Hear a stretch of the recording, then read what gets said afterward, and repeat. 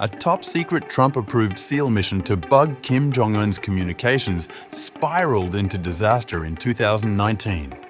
Civilians, mistaken for enemy operatives, were killed and dumped at sea. The device? It was never planted. Was this botched raid the hidden spark that doomed nuclear talks and pushed Pyongyang further towards the bomb?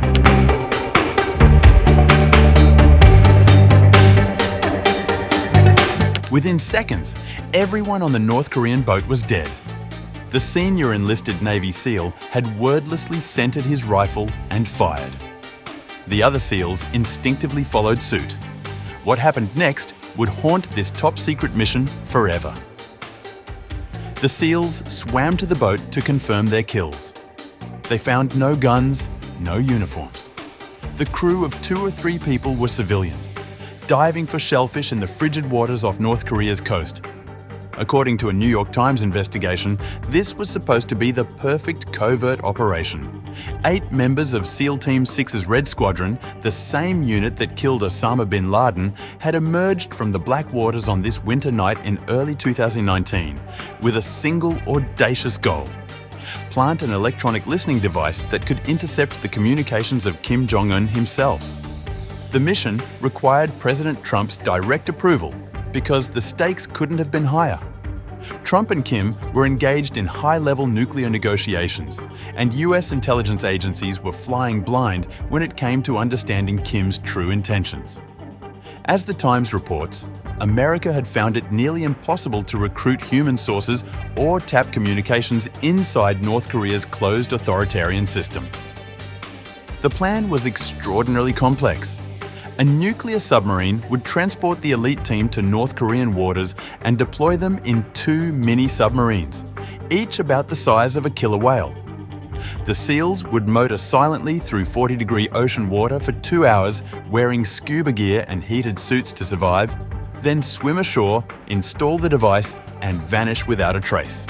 They rehearsed for months, knowing that detection could sink the nuclear talks or trigger a hostage crisis with a nuclear-armed adversary. But as the New York Times investigation reveals, this mission was doomed by a collision of small mistakes and unforeseeable circumstances. The team was operating nearly blind. No drones could provide overhead surveillance without risking detection, so they relied only on delayed satellite images and high-altitude spy planes miles away. Mission planners had studied fishing patterns and chosen what they believed was the perfect moment when the shore would be empty. When the mini-subs reached their position about 100 yards from shore, the first mistake occurred. One mini-sub overshot its mark and had to make a U-turn, leaving both submarines facing opposite directions instead of the planned formation. Time was running short, so the team decided to proceed anyway. The SEALs, carrying untraceable weapons loaded with untraceable ammunition, swam silently toward shore. Every few yards, they surfaced to scan their surroundings. Everything appeared clear. But according to the New York Times, bobbing in the darkness was a small boat with North Korean civilians aboard, nearly invisible to the SEALs' heat-detecting night vision because their wetsuits were chilled by the cold seawater. Back at the mini-subs, pilots were repositioning the wayward submarine. With cockpit doors open for visibility, an electric motor revved to bring the sub around. That wake, SEALs later speculated, may have caught the attention of the North Korean boat. Light from the open cockpits glowing in the dark water might have been spotted. The boat started moving toward the mini-subs. Flashlights swept across the water. North Koreans were talking as if they had noticed something unusual.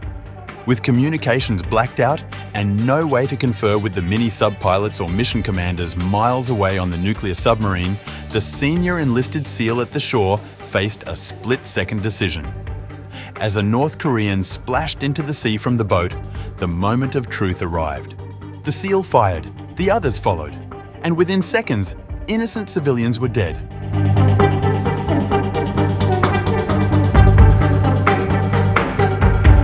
The New York Times investigation reveals that the North Korean crew, numbering 2 or 3 people, were civilians diving for shellfish. They carried no guns, wore no uniforms. The SEALs swam to the boat to confirm all were dead, Then, according to officials familiar with the mission, pulled the bodies into the water and punctured their lungs with knives to ensure they would sink and remain hidden from North Korean authorities. The mission was over. With no time to plant the listening device, the SEALs sent a distress signal and retreated to their nuclear submarine, which took significant risks maneuvering into shallow water for the pickup.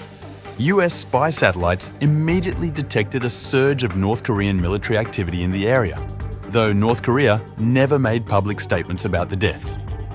It remains unclear whether North Korean authorities ever pieced together what happened or who was responsible. The nuclear summit between Trump and Kim proceeded as scheduled in Vietnam at the end of February 2019, but talks collapsed with no agreement.